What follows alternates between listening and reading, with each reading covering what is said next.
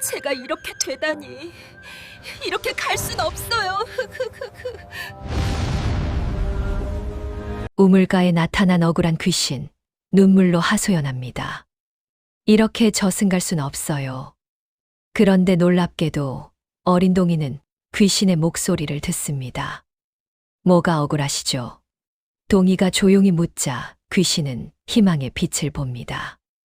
앞으로 천재 아기 동이에게 과연 무슨 일이 일어날까요? 안녕하세요. 전설 야담입니다. 이야기 시작 전에 구독과 좋아요 부탁드립니다. 이번 이야기 들으시는 지역을 댓글로 남겨주세요. 행운을 기원해 드립니다. 장마가 막 끝난 초여름이었습니다. 며칠을 쏟아붓던 비가 그치고 나니 세상은 새로 태어난 듯 맑고 깨끗했지요. 나무심 마담에 진 빗방울이 아침 햇살에 반짝이고 흙냄새가 상쾌하게 코끝을 스쳤습니다. 청송고을의 작은 마을, 그곳에 가난한 선비 김진사의 집이 있었습니다. 초가 삼간이 전부였지만 김진사는 청렴한 선비로 마을 사람들의 존경을 받고 있었지요. 그에게는 5살 난 아들이 하나 있었는데 이름이 동이었습니다. 동이는 또래 아이들과는 어딘가 달랐습니다. 다른 아이들이 뛰어놀 때 동이는 혼자 빈 공간을 보며 무언가 이야기를 나누곤 했지요. 처음에는 부모님도 아이가 혼자 놀이를 하는 것이려니 생각했습니다.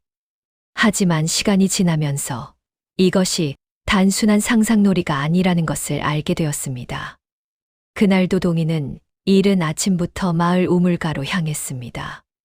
빗물이 가득 고인 우물가에는 아직 아무도 없었지요. 동이는 우물가 돌에 앉아 물을 내려다보고 있었습니다. 아줌마, 왜 그렇게 슬퍼 보여요? 동이가 우물을 향해 말을 건넸습니다. 물론 그곳에는 아무도 보이지 않았지요. 하지만 동이의 눈에는 보였습니다. 젖은 머리채를 늘어뜨린 채 우물가에 앉아있는 젊은 여인의 모습이 말이지요. 여인은 창백한 얼굴로 동이를 바라보았습니다. 그녀는 1년 전 이 우물에 빠져 목숨을 잃은 박씨 성을 가진 여인이었습니다. 25의 젊은 나이였지요. 착한 아이로구나. 내가 나를 볼 수 있느냐? 여인이 떨리는 목소리로 물었습니다.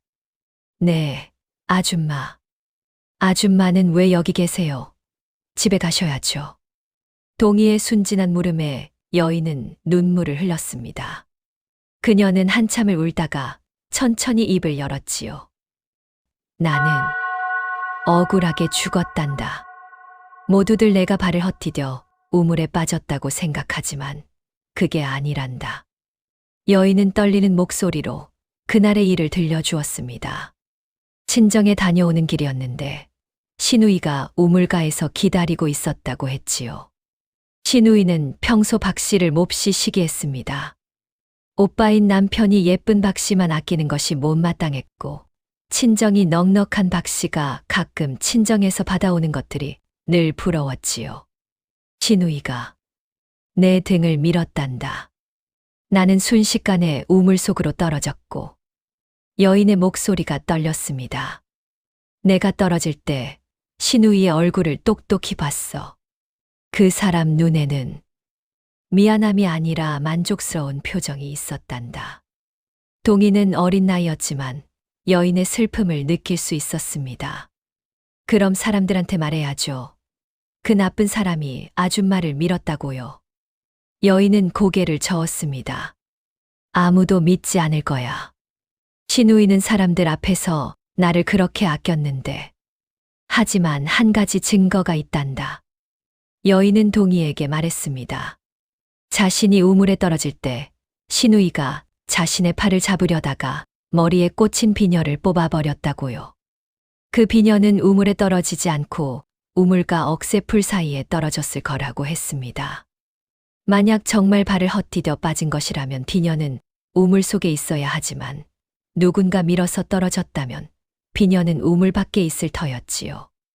그 비녀를 찾아준다면 내 억울함을 풀 수 있을 것 같구나. 동이는 고개를 끄덕였습니다. 집으로 돌아온 동이는 아버지에게 모든 것을 말했습니다. 김진사는 처음에는 믿기 어려웠지만 아들의 진지한 눈빛을 보고는 마음을 정했지요. 김진사는 마을 어른들을 불러 모았습니다. 그리고 동희의 이야기를 전했습니다. 사람들은 반신반의했지만 우물가 억새풀을 뒤지기 시작했지요. 한참을 뒤진 끝에 우물에서 새 발자국, 떨어진 억새풀 사이에서 은비녀 하나가 발견되었습니다. 박씨 여인의 것이 분명했지요.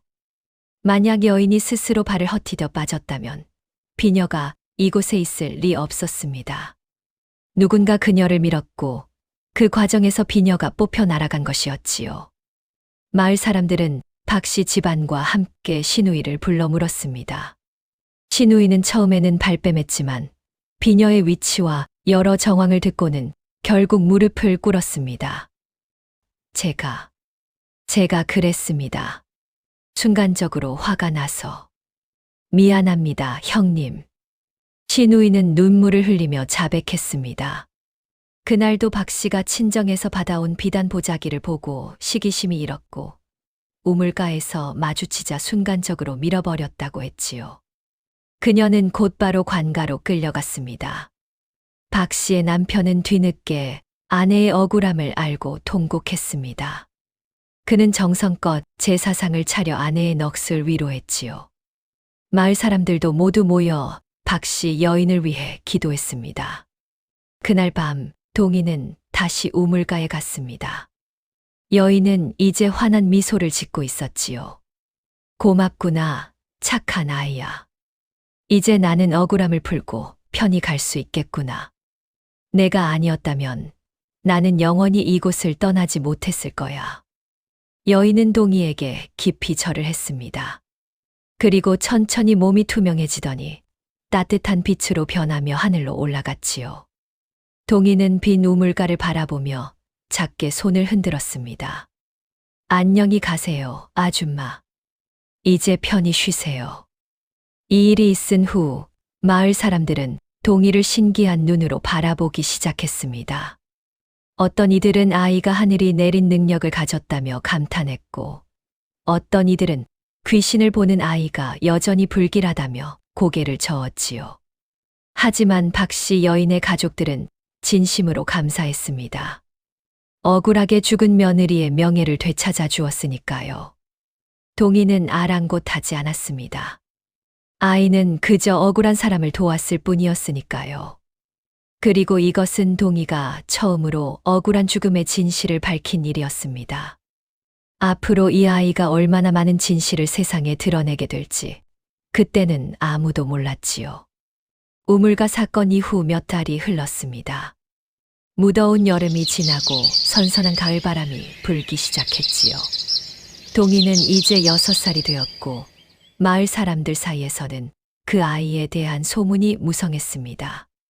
어느 쌀쌀한 가을 오후였습니다.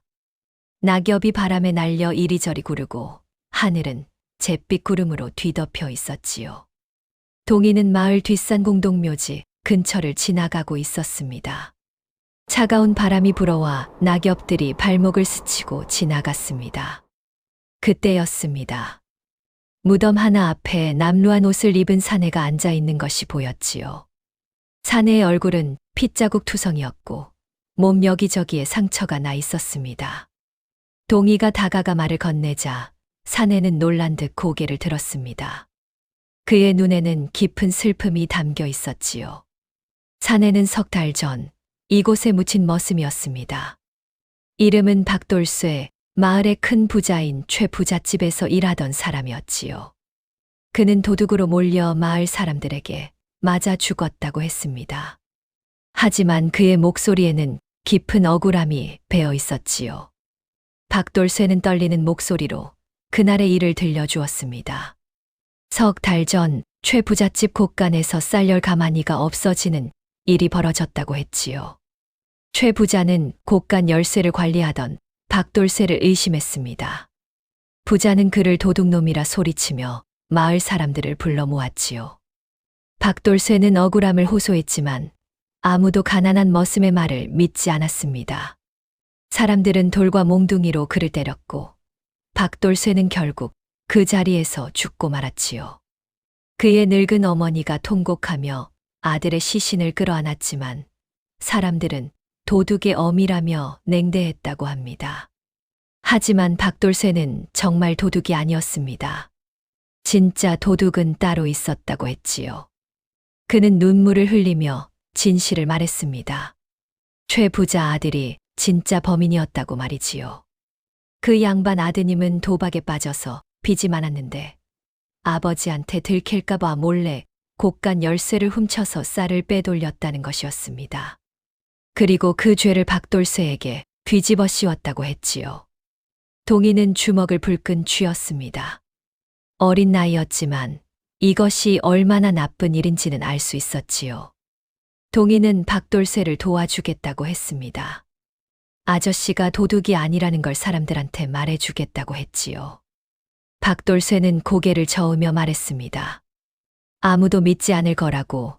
최 부자는 이 마을에서 제일 힘 있는 사람이고 그 아들을 의심할 사람은 없을 거라고 했지요. 하지만 동희는 포기하지 않았습니다. 증거가 있느냐고 물었습니다. 박돌쇠는 잠시 생각하더니 말했습니다. 최 부자 아들이 쌀을 빼돌릴 때 곳간 뒤편 담장돌 밑에 열쇠를 숨겼다가 다시 가져다 놓곤 했다고 했지요. 그 열쇠에는 특별한 표시가 있었습니다. 최 부자가 자기 것임을 증명하려고 손잡이에 자기 이름을 새겨 넣었다는 것이었지요. 만약 그 열쇠를 찾는다면 누군가 몰래 곳간을 드나들었다는 증거가 될 터였습니다. 동희는 집으로 돌아가 아버지에게 모든 것을 말했습니다.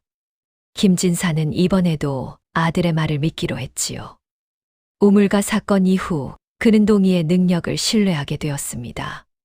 김진사는 은밀히 최 부잣집 곳간 뒤편을 살폈습니다. 박돌쇠가 말한 대로 담장돌 밑에서 열쇠 하나가 발견되었지요. 손잡이에는 최 씨 성을 나타내는 글자가 새겨져 있었습니다.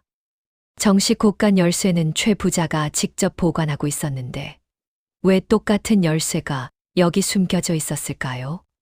누군가 몰래 열쇠를 복제해서 사용했다는 증거였습니다.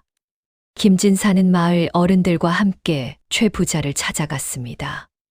처음에 최 부자는 화를 냈지만 숨겨진 열쇠를 보고는 얼굴이 굳어졌지요. 그는 믿을 수 없다는 듯 열쇠를 들여다보았습니다. 분명 자기가 만든 열쇠인데 어떻게 담장 밑에 숨겨져 있었단 말입니까? 최 부자는 떨리는 손으로 아들을 불렀습니다. 아들은 처음에는 발뺌했지만 여러 정황과 추궁 끝에 결국 무릎을 꿇었습니다. 아버지께 용서를 구하며 자신이 도박빚을 갚으려고 쌀을 훔쳤다고 자백했지요. 그리고 발각될까 두려워 죄 없는 박돌쇠에게 누명을 씌웠다고 울며 고백했습니다. 마을은 발칵 뒤집어졌습니다. 억울하게 죽은 박돌쇠의 무덤 앞에서 마을 사람들이 모두 모여 제사를 지냈지요.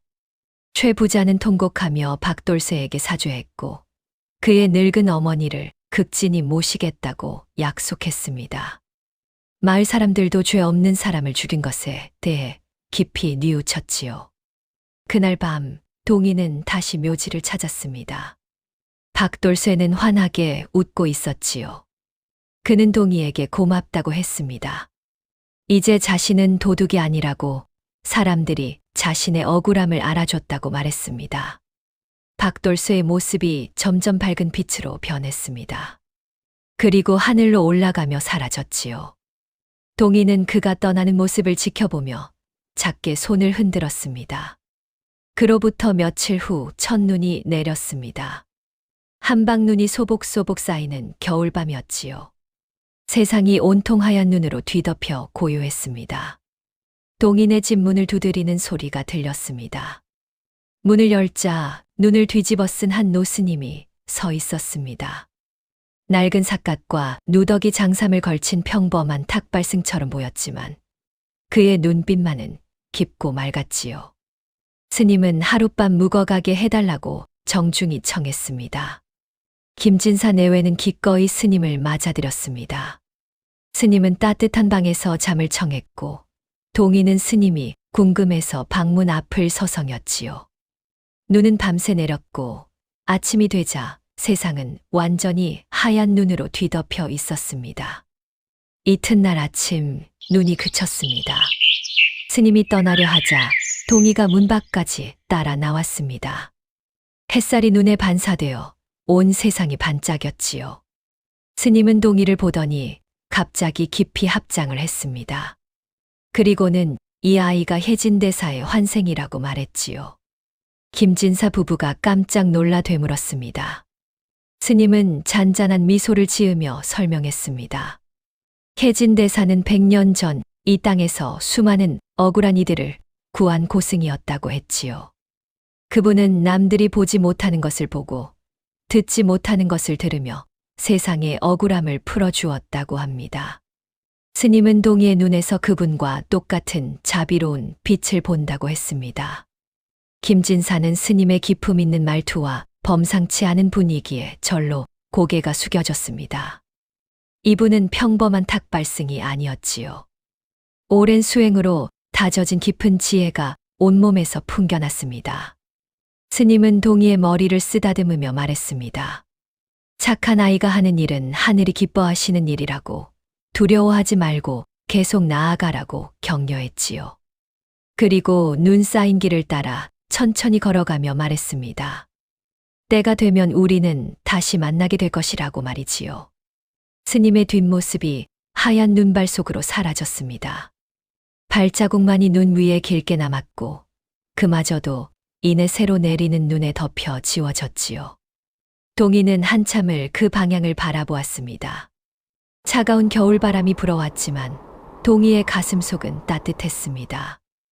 이 일이 있은 후 동이의 소문은 이웃 고을까지 퍼졌습니다. 귀신과 대화하며 억울한 이들을 돕는 신동이 있다는 이야기가 사방으로 퍼져나갔지요. 어떤 이들은 아이를 만나보려 먼 길을 찾아오기도 했습니다. 하지만 아무도 몰랐습니다. 이 아이가 앞으로 나라를 뒤흔들 큰 사건을 해결하게 될 것이라는 것을, 그리고 그 눈 내리던 날 만난 스님이 다시 동이의 생명을 구하러 나타나게 될 것이라는 것을 말이지요. 눈 내리던 겨울이 지나고 봄이 찾아왔습니다. 동이는 이제 7살이 되었지요. 키도 훌쩍 자라고 말도 또렷해졌지만 여전히 다른 이들이 보지 못하는 것을 보는 아이였습니다. 봄이 무르익어가던 어느 날 저녁이었습니다. 낮부터 먹구름이 하늘을 뒤덮더니 해가 지자 천둥 소리가 울리기 시작했지요. 번개가 하늘을 가르고 굵은 빗줄기가 땅을 두드렸습니다. 바람이 거세게 불어 나무가지들이 부러질 듯 흔들렸고 초가지붕의 집들이 바스락거렸습니다. 동이는 잠을 이루지 못하고 뒤척이고 있었습니다.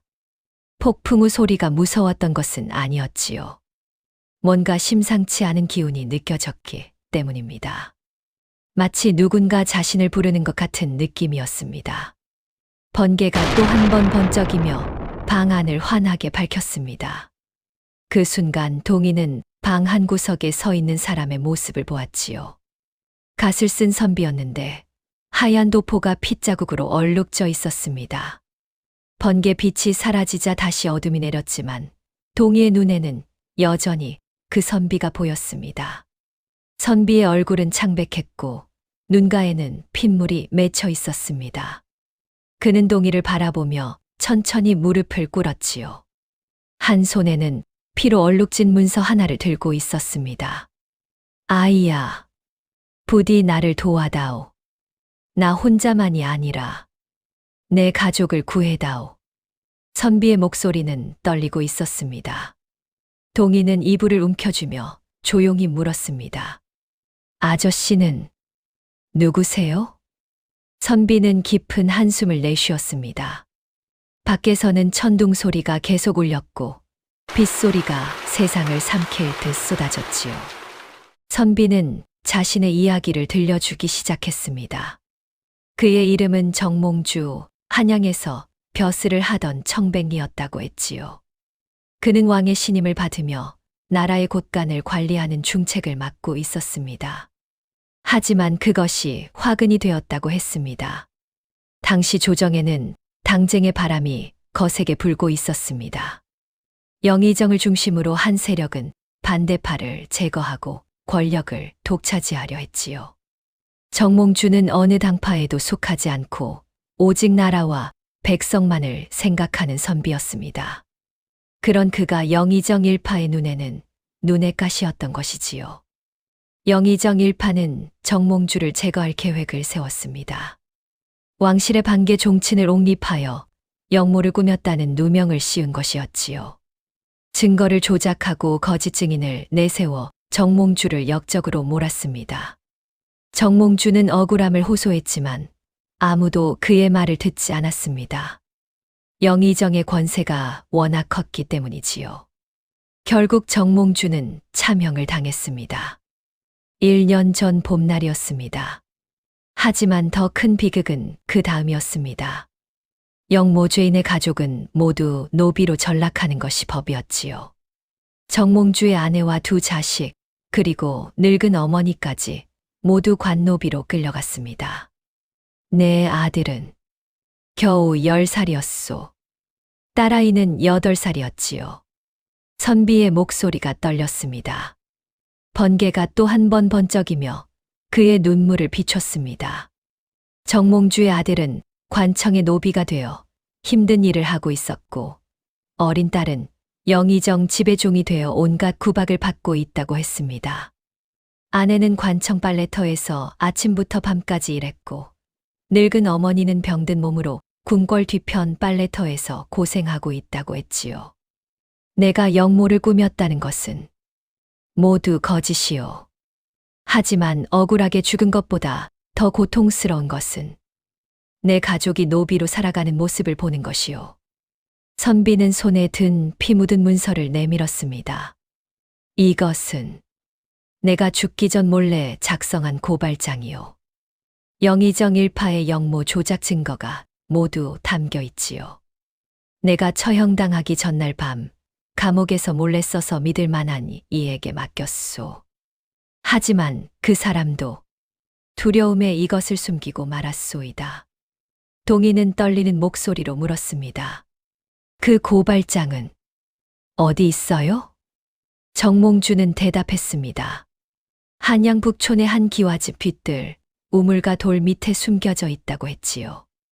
그 집은 정몽주의 옛 친구가 살던 곳이었는데 친구는 고발장을 받은 후 너무 두려워 아무에게도 알리지 못하고 숨겨두었다고 했습니다. 부디 그 고발장을 찾아 진실을 밝혀주시오. 나는 이미 죽었으니 상관없지만 내 가족들을, 내 어린 자식들을 노비의 굴레에서 구해주시오. 선비는 동희에게 깊이 절을 했습니다. 그리고 조용히 말했습니다. 이 일은 매우 위험할 것이오. 영의정의 권세는 하늘을 찌르고 진실을 밝히려는 자는 목숨을 잃을 수도 있소. 하지만 당신만이 유일한 희망이오. 천둥 소리가 다시 한번 크게 울렸습니다. 동희는 두렵기는 했지만 선비의 간절한 눈빛을 외면할 수 없었지요. 다음 날 아침 폭풍우가 지나가고 맑은 날씨가 찾아왔습니다. 동희는 아버지에게 어젯밤의 일을 모두 말했지요. 김진사는 창백한 얼굴로 아들의 이야기를 들었습니다. 동희야, 이것은 우리가 감당하기에는 너무 큰 일이구나. 김진사의 목소리가 떨렸습니다. 우물가 여인이나 억울한 머슴을 돕는 것과는 차원이 달랐습니다. 이것은 나라의 중심과 맞서야 하는 일이었지요. 자칫하면 자신의 가족까지 위험에 빠뜨릴 수 있었습니다. 하지만 그날 밤 김진사는 잠을 이루지 못했습니다. 억울하게 죽은 선비의 모습이 노비가 되어 고생하는 어린 자식들의 모습이 머릿속을 떠나지 않았지요. 며칠을 고민한 끝에 김진사는 결심했습니다. 부인에게 조용히 말했습니다. 이 아이를 통해 하늘이 우리에게 맡긴 일인 것 같소. 두렵기는 하지만 외면할 수는 없소이다. 부인도 고개를 끄덕였습니다. 남편의 청렴한 성품을 잘 아는 그녀였습니다. 위험하더라도 옳은 일을 해야지요. 우리 동이가 하늘이 내린 능력을 가진 것도 이런 일을 하라고 주신 것이 아니겠어요. 김진사는 아들을 안았습니다. 그리고 조용히 말했습니다. 동이야, 우리 한양으로 가야겠구나. 매우 위험한 길이 될 것이다. 하지만 아버지가 너를 지켜줄게. 동이는 고개를 끄덕였습니다. 어린 나이였지만 이것이 얼마나 중요한 일인지 알고 있었지요. 그렇게 김진사 가족은 한양으로 향할 준비를 시작했습니다. 밤하늘에는 먹구름이 다시 몰려오고 있었고 먼 곳에서 천둥 소리가 희미하게 들려왔습니다. 마치 앞으로 다가올 폭풍을 예고하는 것 같았지요. 김진사 가족은 청송을 떠나 한양으로 향했습니다. 여치를 걸어 한양에 도착했을 때는 이미 여름이 깊어진 후였지요. 무더위가 기승을 부리는 계절이었습니다. 한양은 시끄럽고 복잡했습니다. 청송의 작은 마을과는 비교도 되지 않을 만큼 많은 사람들이 거리를 오갔지요. 김진사는 북촌의 한 허름한 주막에 방을 얻었습니다.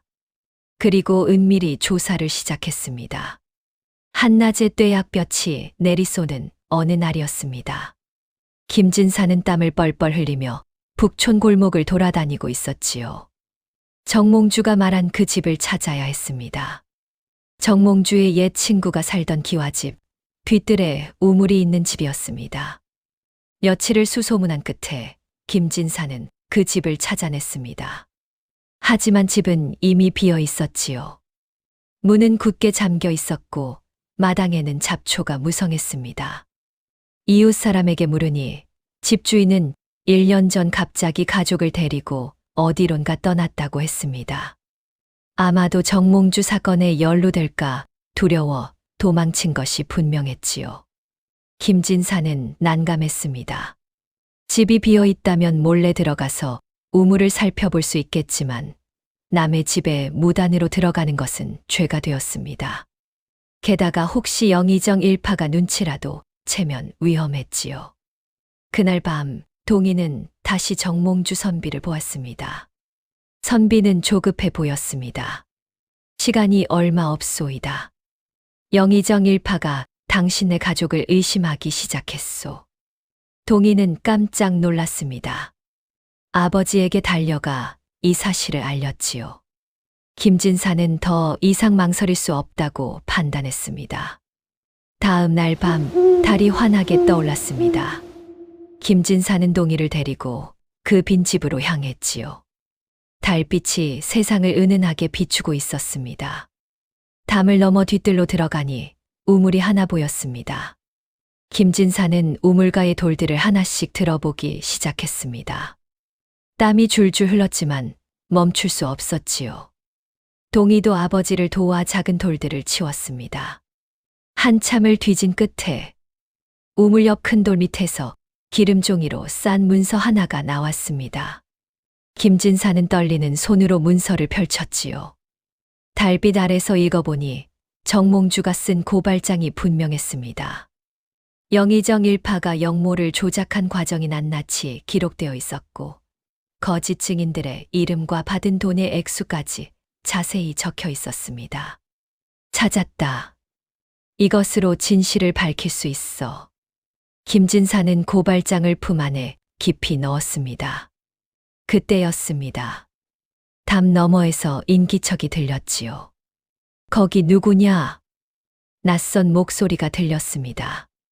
김진사는 동희의 손을 잡고 재빨리 담을 넘어 골목으로 뛰어나갔습니다. 뒤에서 발소리가 쫓아왔지요. 김진사는 있는 힘껏 달렸습니다. 동희를 업고 어두운 골목을 이리저리 헤매며 도망쳤습니다. 겨우 추격자를 따돌리고 주막으로 돌아왔을 때는 온몸이 땀으로 젖어 있었지요. 하지만 안도할 겨를이 없었습니다. 며칠 후 주막 주인이 은밀히 귀띔을 해주었습니다. 날이 수상한 사람들이 이 근처를 돌아다니며 당신네를 찾고 있소이다. 조심하시오. 김진사는 알았습니다. 영의정 일파가 자신들을 추적하기 시작했다는 것을 말이지요. 하지만 어떻게 해야 할지 막막했습니다. 고발장은 있지만 누구에게 전해야 할까요? 조정의 대신들은 대부분 영의정의 편이었고 함부로 움직였다가는 자신들만 위험해질 터였습니다. 그날 밤 김진사는 잠을 이루지 못하고 고민에 빠져 있었습니다. 그때 갑자기 빗소리가 들리기 시작했지요. 처음에는 보슬비였지만 점점 거세졌습니다. 천둥 소리가 울리고 번개가 번쩍였습니다. 마치 1년 전 동희가 정몽주 선비를 처음 만난 그날 밤과 같았습니다. 갑자기 문이 거칠게 부서지는 소리가 났습니다. 검은 옷을 입은 사내들이 방 안으로 쏟아져 들어왔지요. 자객들이었습니다. 영의정이 보낸 암살자들이 분명했습니다. 고발장을 내놓아라. 자객 하나가 칼을 빼들며 위협했습니다. 김진사는 동희와 부인을 뒤로 감추며 대답했습니다. 무슨 고발장 말이오? 자객은 비웃으며 다가왔습니다. 번개가 번쩍이며 그의 험악한 얼굴을 비췄지요. 칼날이 김진사의 목에 닿으려는 순간이었습니다. 멈춰라. 문 밖에서 굵직한 목소리가 울렸습니다. 자객들이 깜짝 놀라 뒤를 돌아보았지요. 그곳에는 빗속에 서 있는 한 노스님이 있었습니다. 1년 전 겨울 동인의 집에서 하룻밤 묵었던 바로 그 스님이었습니다. 법운 스님이었습니다. 감히 무고한 백성을 해치려 하느냐? 스님의 목소리에는 위엄이 담겨 있었습니다. 자객들이 칼을 들고 스님에게 달려들었지요. 하지만 스님은 놀라운 솜씨로 그들을 제압했습니다. 지팡이 하나로 자객들의 칼을 쳐내고 발차기로 그들을 쓰러뜨렸습니다. 비록 늙은 몸이었지만 오랜 수련으로 다져진 무술 실력은 여전했지요. 순식간에 자객들은 모두 바닥에 쓰러졌습니다. 스님은 천천히 방 안으로 들어왔습니다. 괜찮으시오? 김진사는 놀라움의 말을 잊지 못했습니다. 스님은 잠시 숨을 고르더니 말했습니다. 짐을 꾸리시오. 안전한 곳으로 가야 하오. 스님은 김진사 가족을 데리고 북한산 자락의 한 사찰로 향했습니다. 빗속을 걸어 산을 올랐지요. 사찰에 도착했을 때는 새벽이 가까웠습니다. 사찰의 요사체에 자리를 잡고 나서야 김진사는 스님에게 물었습니다. 스님, 어찌 저희가 위험한 줄 아시고 나타나신 것입니까? 법운 스님은 잠시 침묵하다가 천천히 입을 열었습니다. 나는 본래 왕실과 인연이 있는 몸이오. 김진사는 깜짝 놀랐습니다. 스님은 계속 말했습니다. 조선은 유교를 숭상하오. 하지만 왕실에는 은밀히 불법을 받드는 이들이 있소이다. 선왕께서 돌아가시기 전 나를 부르셔서 부탁하셨소. 나라에 큰 어려움이 있을 때 도와달라고 말이오. 스님은 잠시 숨을 돌렸습니다. 비록 공식적으로는 승려를 멀리하나 국가의 큰일에는 은밀히 자문을 구하시오. 나는 왕께 직접 닿을 수 있는 길이 있소이다. 김진사는 믿기 어렵다는 표정을 지었습니다. 스님은 미소를 지으며 말했습니다. 이 아이를 처음 보았을 때부터 알았소. 하늘이 이 아이를 통해 정의를 세우려 하신다는 것을 말이오. 그래서 내가 지켜보고 있었소이다. 김진사는 고발장을 꺼내 스님께 보여주었습니다. 스님은 찬찬히 문서를 읽어보더니 고개를 끄덕였습니다. 이것으로 충분하오. 내가 왕께 이 사실을 알리겠소. 며칠 후 스님은 신뢰하는 내관을 통해 왕에게 은밀히 고발장과 동희의 이야기를 전했습니다. 왕은 놀라움과 함께 분노했지요. 충신을 역적으로 몰아 죽이고 그 가족을 노비로 만든 일이 밝혀진 것입니다. 일주일 후 왕의 밀명이 내려왔습니다. 그 아이를 궁으로 데려오라. 김진사 가족은 스님과 함께 궁궐로 향했습니다. 맑은 가을 하늘이 펼쳐진 날이었지요. 동희의 가슴은 두근거렸지만 아버지와 스님이 함께 있어 든든했습니다. 드디어 억울한 일을 구할 날이 다가오고 있었습니다. 청명한 가을 아침이었습니다. 구름 한 점 없는 파란 하늘이 펼쳐지고 아침 햇살이 궁궐의 기와 지붕을 환하게 비추었지요. 동희는 아버지의 손을 꼭 잡고 대궐 안으로 들어갔습니다. 어린 나이에 임금을 뵙는다는 것이 두렵기도 했지만 정몽주 선비의 간절한 눈빛을 떠올리며 용기를 냈습니다. 어전에는 왕과 신하들이 자리하고 있었습니다. 영의정도 그곳에 있었지요. 그는 자신만만한 표정으로 서 있었습니다. 아직 자신에게 무슨 일이 일어날지 모르고 있었던 것입니다. 왕이 동희를 내려다보며 물었습니다. 내가 귀신을 본다는 아이냐?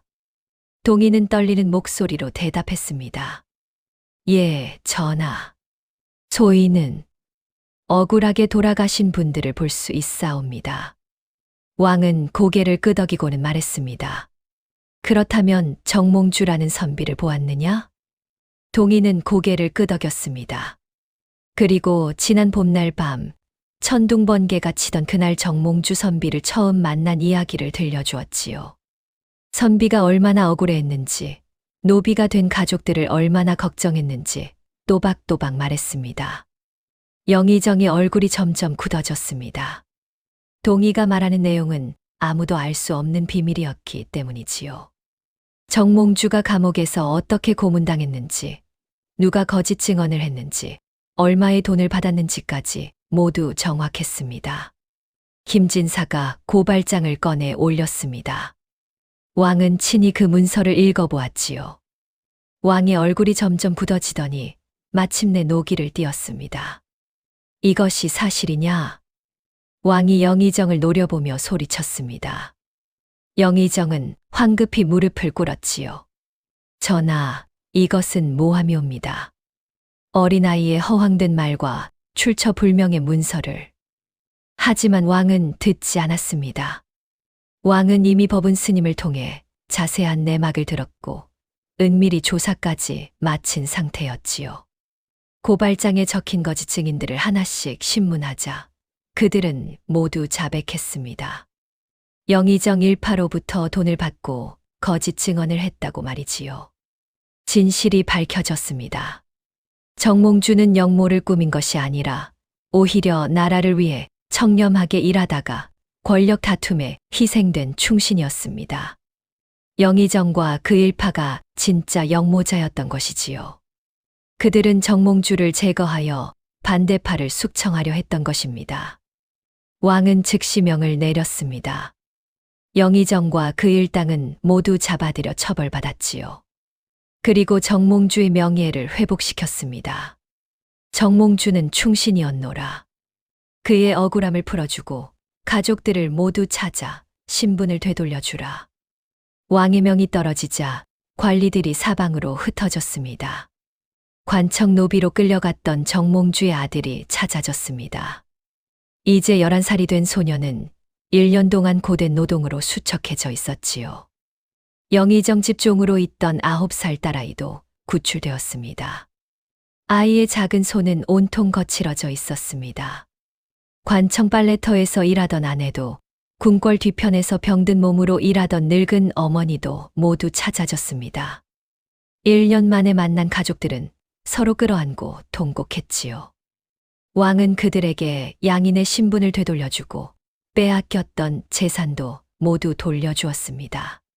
정몽주의 집도 다시 찾을 수 있었지요. 그날 밤 동희는 다시 정몽주 선비를 보았습니다. 선비는 제외한 가족들이 서로 끌어안고 우는 모습을 바라보며 눈물을 흘리고 있었지요. 고맙소. 정말 고맙소이다. 이제 나는 편히 갈 수 있겠소. 정몽주의 모습이 따뜻한 빛으로 변했습니다. 그리고 천천히 하늘로 올라가며 사라졌습니다. 동희는 작게 손을 흔들었지요. 며칠 후 왕은 동희를 다시 불렀습니다. 어전에는 동희와 김진사만 있었습니다. 왕은 부드러운 눈빛으로 동희를 바라보며 물었습니다. 어린 내가 큰 공을 세웠구나. 무엇을 원하느냐? 금은 보화든 벼슬이든 원하는 것을 말해보거라. 동희는 잠시 생각하더니 고개를 저었습니다. 소인은 원하는 것이 없사옵니다. 왕은 놀라며 물었습니다. 아무것도 원하지 않는다니 어찌 그런 말을 하느냐? 동희는 또박또박 대답했습니다. 소인은 그저 억울한 분들이 편히 가시는 것을 도왔을 뿐이옵니다. 그것만으로도 기쁘옵니다. 왕은 깊은 감동을 받았습니다. 7살 어린아이의 마음이 이토록 순수하다니 놀라웠지요. 왕은 김진사를 바라보며 말했습니다. 그대 아들의 마음이 더욱 귀하구나. 이 아이의 공으로 그대에게 벼슬을 내리겠노라. 청송고을의 현감으로 부임하여 그대의 고향을 다스리라. 김진사는 황송해하며 절을 올렸습니다. 이것은 큰 은혜였습니다. 고향으로 돌아가 백성들을 보살필 수 있게 된 것이지요. 한편 왕은 따로 법운 스님을 은밀히 불렀습니다. 아무도 없는 작은 전각에서 둘만의 대화가 이어졌지요. 법운 스님, 그대가 아니었다면 이 일을 어찌 해결할 수 있었겠소? 스님은 고개를 숙였습니다. 이는 모두 저 아이의 순수한 마음이 이룬 일이옵니다. 왕은 깊은 한숨을 내쉬었습니다. 유학자들은 불교를 배척하오. 하지만 과인은 알고 있소. 진정한 도는 유불선을 가리지 않는다는 것을 말이오. 왕은 스님의 손을 잡았습니다. 그대와 같은 이가 있어 과인이 마음 편히 잠들 수 있소. 앞으로도 이 나라를 지켜주시오. 스님은 조용히 대답했습니다. 소승은 다만 제자리를 지킬 뿐이옵니다. 가을이 깊어가는 어느 따스한 오후, 김진사 가족은 청송으로 돌아갔습니다. 현감의 관복을 입은 김진사의 모습은 당당했고, 동희는 아버지 옆에서 환하게 웃고 있었지요. 마을 사람들은 모두 나와 그들을 환영했습니다. 가난한 선비였던 김진사가 고을의 수영이 되어 돌아온 것입니다. 사람들은 기뻐하며 축하했지요. 김진사는 청렴하고 자애로운 정치로 백성들을 보살폈습니다. 억울한 일이 있으면 귀담아 들었고 가난한 이들을 도왔습니다. 그로부터 얼마 후 정몽주의 가족들도 청송으로 이사를 왔습니다. 한양에서는 슬픈 기억만 가득했기에 새로운 곳에서 새 삶을 시작하고 싶었던 것이지요. 김진사는 그들에게 집과 땅을 마련해 주었고 마을 사람들도 따뜻하게 맞아주었습니다. 마을은 점점 평화롭고 행복해졌습니다. 억울한 일은 공정하게 해결되었고 어려운 이들은 도움을 받았지요. 동희는 여전히 가끔 귀신을 보았지만 이제 사람들은 두려워하지 않았습니다. 오히려 하늘이 내린 축복이라고 여겼지요. 어느 겨울날 법운 스님이 마을을 찾아왔습니다. 동희는 반가워 스님에게 달려갔지요. 스님, 또 떠나시나요? 스님은 동희의 머리를 쓰다듬으며 미소 지었습니다. 그래, 내 갈 곳이 있단다. 스님은 김진사에게 말했습니다. 이 아이가 크거든 세상에는 드러나지 않아도 나라를 지키는 이들이 있다고 가르쳐 주시오. 김진사는 고개를 끄덕였습니다. 유학자들은 불교를 배척하나 진정한 도는 하나이요. 이 아이처럼 순수한 마음으로 세상을 이롭게 하는 것. 그것이 바로 참된 길이 아니겠소이까. 스님은 햇살 속으로 천천히 걸어갔습니다. 눈 쌓인 길 위에 발자국만 남았고 그 발자국마저 곧 새로 내리는 눈에 덮여 사라졌지요. 그날 저녁 동희는 마을 어귀에서 또 다른 귀신을 보았습니다. 젊은 여인이었는데 억울한 표정을 짓고 있었지요. 동희는 그 여인에게 다가가며 물었습니다. 무슨 일이 있으세요?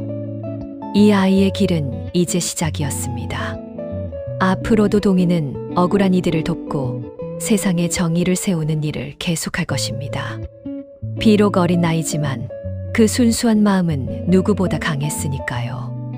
그렇게 청송마을은 축복받은 곳이 되었습니다. 올바른 관리와 하늘이 내린 아이가 함께 만든 정의롭고 따뜻한 마을이었지요.